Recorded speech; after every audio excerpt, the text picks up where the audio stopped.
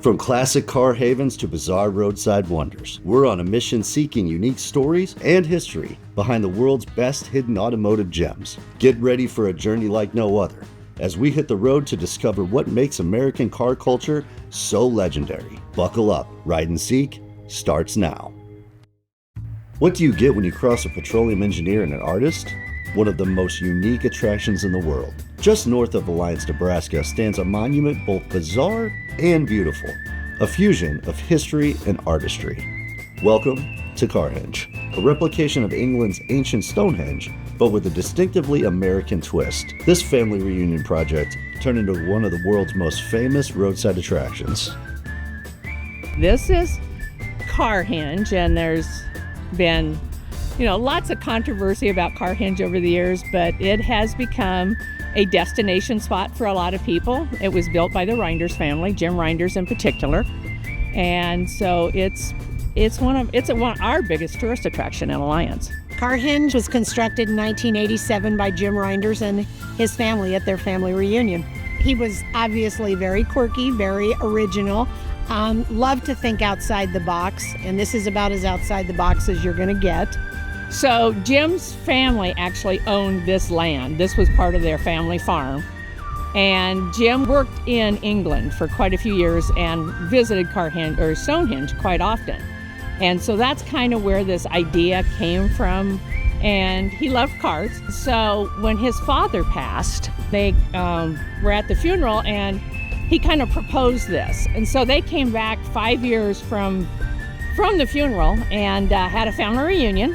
And that's when they started work on this. Carhenge is identical to Stonehenge in the placement of the cars, what's buried underground, the way it faces the sun. Everything about it is supposed to be exactly to the practically millimeter as Stonehenge.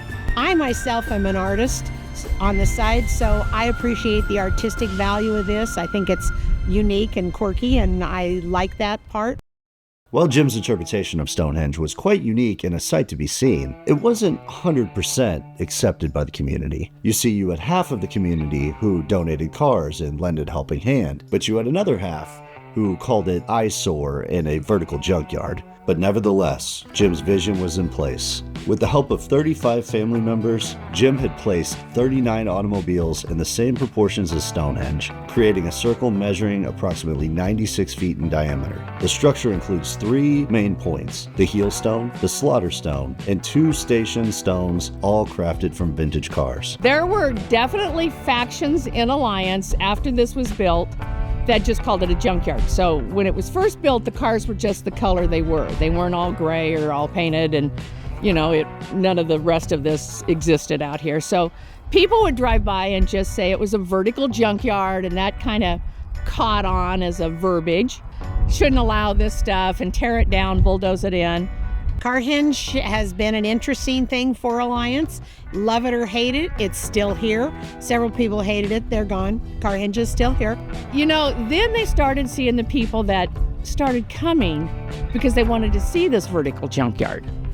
And the more that came on, then the other side took up that we need to embrace it. There was that faction that said, let's do something with it and, embrace it. And so that's why it came what it is today. And I think there isn't a person in town that doesn't have company come and that they don't bring them out here. We have people come from all over the world. You can look at our visitor guest book and, people come from all over the world to see this place. In 2017, when the eclipse went over, it literally went over the top of this.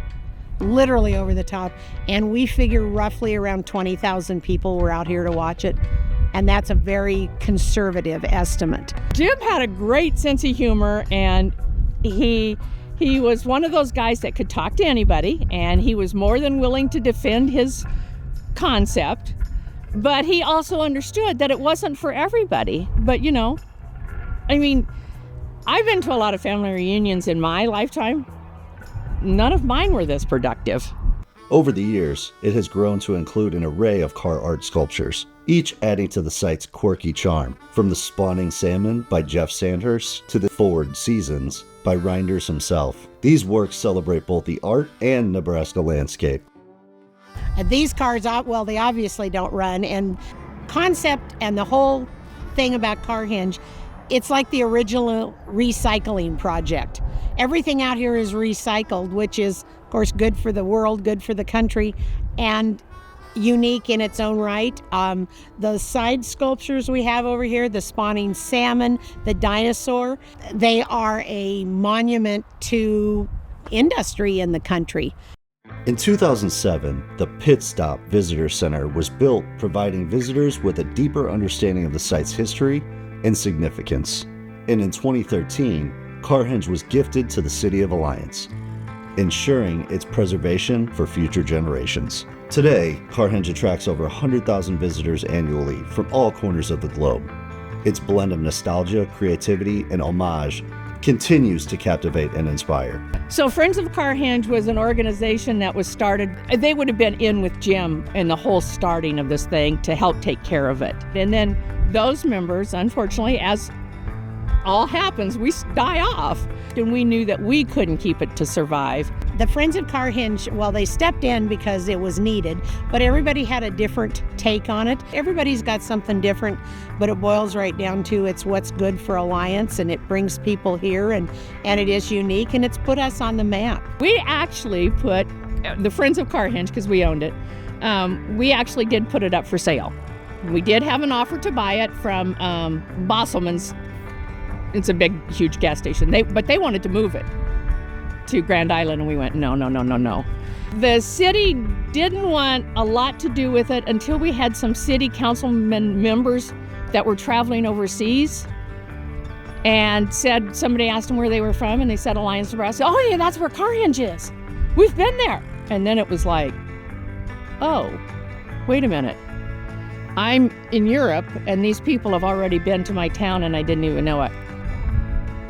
Then they took it, and we are one of those profitable parts of the city now. So we're unique out here. We're different. We might live in the middle of nowhere. They will remember this, so they might go through little towns that they're never going to remember. They will remember us, and it's fun to be part of that. Carhenge stands as a testament to one man's vision and a family's love, a modern marvel of the Nebraska plains. It's a place where the past and present collide, creating a timeless piece of Americana. When Life magazine published its very last issue, this was listed as one of the 21 places you should see in your lifetime.